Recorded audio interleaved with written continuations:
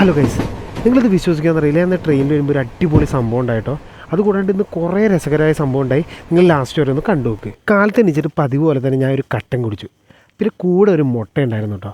പിന്നെ അമ്മ കഷ്ടപ്പെട്ട് കാലത്ത് ദോശയും ചമ്മന്തി ഉണ്ടാക്കി തന്നു. പിന്നെ ഇത് കഴിച്ച് എന്തെങ്കിലും ആവുമെന്ന് വിചാരിച്ചിട്ടാണോ എന്നറിയില്ല കേട്ടോ. അമ്മ കയ്യിലൊരു പഴം എടുത്തു തന്നു. പിന്നെ ഞാൻ ഇത്രയും രാവിലെ പോണതിന് ഏറ്റവും കൂടുതൽ കഷ്ടപ്പാട് അച്ഛനാട്ടോ. അങ്ങനെ അച്ഛനെ സ്റ്റോപ്പിൽ കൊണ്ടു. ബസ്സിൽ കയറിപ്പോണ്ട് ഇത്ര രാവിലെ ആയതുകൊണ്ടാണെന്ന് അറിയില്ല, ബസ് നല്ല പറപ്പിക്കലായിരുന്നു. സ്റ്റേഷനിലെത്തിപ്പോണ്ട് അവിടെ ആണെങ്കിൽ ഒരു പട്ടിക്കുഞ്ഞു പോലും ഇല്ല. ട്രെയിനിൽ കയറി പഠിത്തിരിക്കുന്ന ആളാണെങ്കിൽ റീലിട്ട് വെറുപ്പിക്കലോ. ട്രെയിൻ ഇറങ്ങിയപ്പോൾ ദേണ്ടുണ്ടാ ജസ്റ്റിൻ പോകുന്നു. അവനെ ഞാനിങ്ങ് വട്ടോട്ട് പിടിച്ച് വിശന്ന് കഴിയുമ്പോൾ ഞങ്ങൾ വടവടേ കഴിച്ചു. അങ്ങനെ ഇതാണ് ആദ്യത്തെ സംഭവം. ഇന്ന് ക്ലാസ്സിലെത്തിയപ്പോൾ സാറ് പറഞ്ഞാൽ എല്ലാവരോടും ഒരു ക്ലാസ് ലീഡറെ സെലക്ട് ചെയ്യണം. അങ്ങനെ എല്ലാവരോടും അജീഷിനെ അങ്ങ് തൂക്കി. അങ്ങനെ ക്ലാസ് തുടങ്ങി സാറ് കഥ എങ്ങനെ എഴുതാന്നുള്ളതിൻ്റെ ഒരു വീഡിയോ കാണിച്ചു. ഇത് കണ്ടാലൊന്നും പിള്ളേർ സ്റ്റോറി ചെയ്തില്ല എന്ന് മനസ്സിലായപ്പോൾ സാറ് മൂവി അങ്ങ് ഇട്ടു. ഏതാ മൂവി എന്ന് പറയുകയാണെങ്കിൽ കമൻറ്റ് ചെയ്യണേ. ആര് ഭയങ്കര സംഭവം കേട്ടോ. കോളേജിൻ്റെ പുറത്തുള്ള ഫ്ലെക്സിൽ അവളുടെ പടമൊക്കെ ഉണ്ട്. എന്നാൽ അതിൻ്റെ അഹങ്കാരമൊന്നും കൊച്ചിൻ്റെ മുഖത്തില്ല. ചെറുതായിട്ടുണ്ടോ. അങ്ങനെ ഇതാണ് അടുത്ത സംഭവം. നമ്മുടെ ക്ലാസ്സിൽ ഒരാളുടെ ബർത്ത്ഡേ കേട്ടോ. അപ്പോൾ നമ്മൾ വിചാരിച്ചു എന്നൊരു സർപ്രൈസ് കൊടുക്കാം, ഒരു കേക്ക് വാങ്ങിക്കാം. അങ്ങനെ നമ്മളൊരു കേക്ക് വാങ്ങിച്ചു.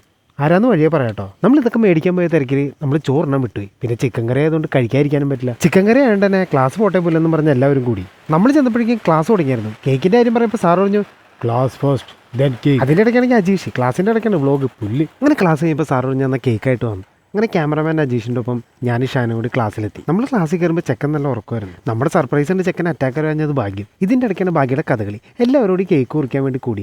ബർത്ത്ഡേ ആരുടെയാണെന്ന് നിങ്ങൾക്ക് എല്ലാവർക്കും മനസ്സിലായി കാണും. ആ കേക്ക് മുറിക്കുന്നതാണ് നമ്മുടെ സുധിമൻ. ബാക്കി വിശേഷം കണ്ടിട്ടോ. അറിഞ്ഞു പറഞ്ഞ് കുത്തിക്കയറ്റി ചെക്കൻ എല്ലാവരോടും കുന്നളഞ്ഞു. എല്ലാം കഴിഞ്ഞ് സുധിമൻ പറഞ്ഞ് ഇന്ന് എൻ്റെ ചിലവാണ്. അങ്ങനെ ഇഷ്ടമുള്ള നമുക്ക് മേടിച്ചു തന്നു. ഞാനൊരു പരിപ്പോടെ ഒരു ചായ കുടിച്ചു. എല്ലാവരും ഉണ്ടായിരുന്നു. അവരവരുടേതായ തിരക്കിട്ട പണിയിലായിരുന്നു. ഞാൻ നോക്കുമ്പോണ്ട് പശു പുല്ല് കടിച്ചു പിടിച്ചേക്കണ പോലെ ജസ്റ്റിൻ.